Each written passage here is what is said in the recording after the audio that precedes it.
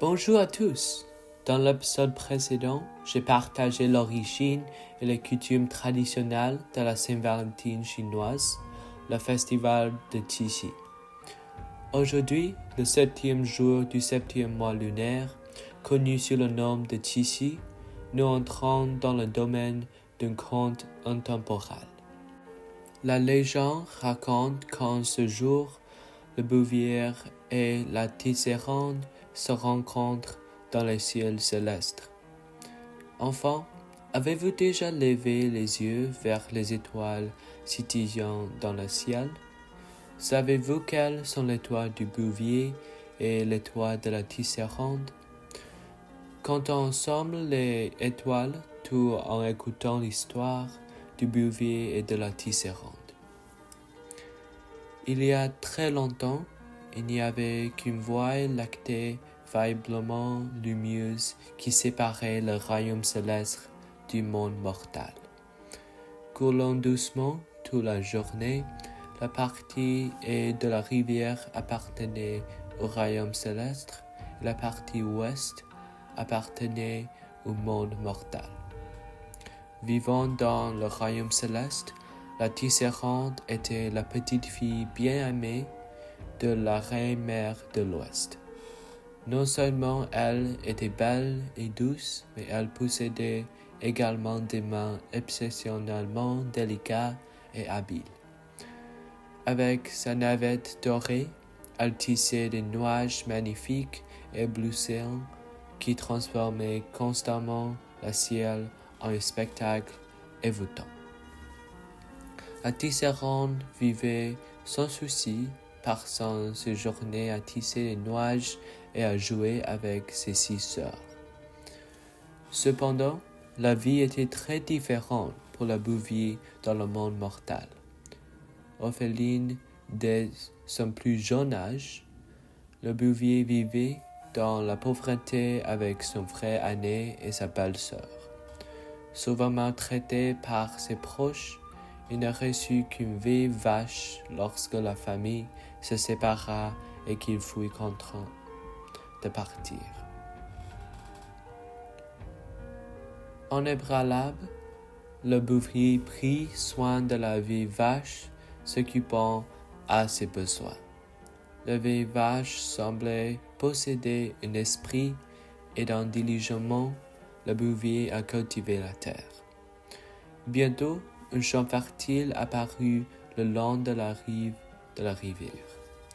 Le bouvier construisit alors une cabane de chambre pour lui-même et aménagea même une étable pour la vieille vache. Pourtant, la vie devint trop calme pour le bouvier. Seul et solitaire, sans personne avec qui parler ou le nourrir quand il avait faim ou soif, il aspirait à la campagne. Un jour, il réfléchit à voix haute. Comme ce serait merveilleux d'avoir quelqu'un pour me tenir compagnie. Inopinément, la vieille vache parla, disant « Ce n'est pas difficile. Dans la rivière, 7 belles demoiselles célestes se baignent. Elles ont des vêtements exquis posés sur la rivière de la rivière. Va vite à la rivière, prends secrètement l'un de leurs vêtements, et la demoiselle qui ne trouve pas ses vêtements restera avec toi comme ta femme. Dépêche-toi, monte sur mon dos, et je t'y emmènerai. » Sans hésitation, le bouvier monta sur la vieille vache et arriva rapidement sur la rive de la rivière. Bien vrai, cette demoiselle céleste, aussi belle que le lotus blanc, s'amusait et jouait dans l'eau. Ces 7 demoiselles étaient la tisserande et ses 6 sœurs. Leurs vêtements sur la rive étaient de différentes couleurs, rouge, violet, or et argent, chacun plus époustouflant que le précédent.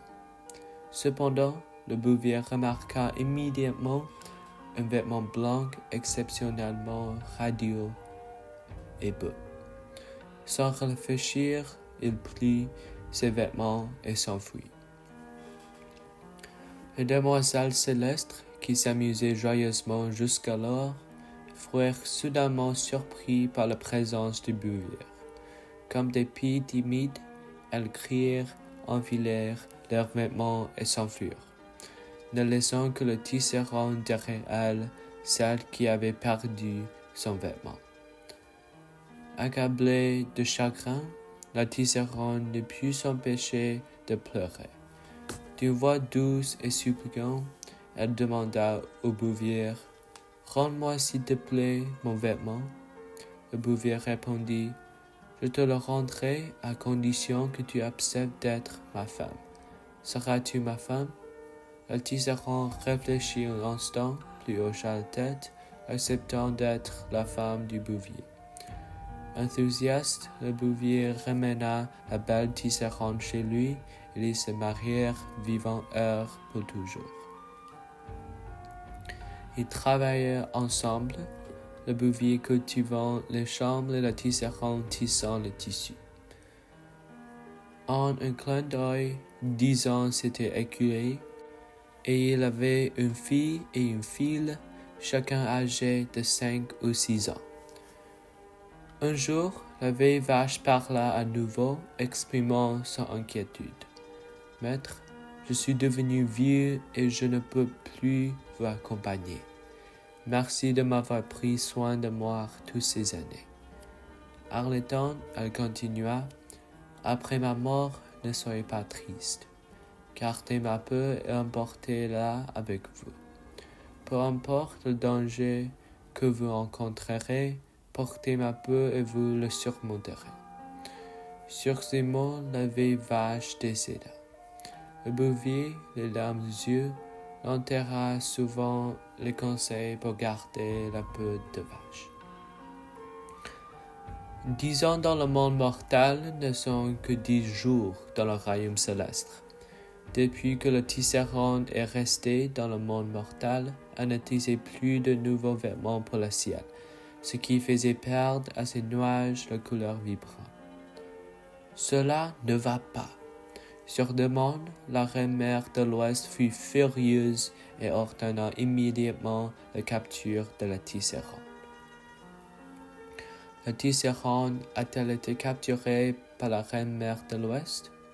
Le bouvier et la tisserand peuvent-ils toujours se rencontrer?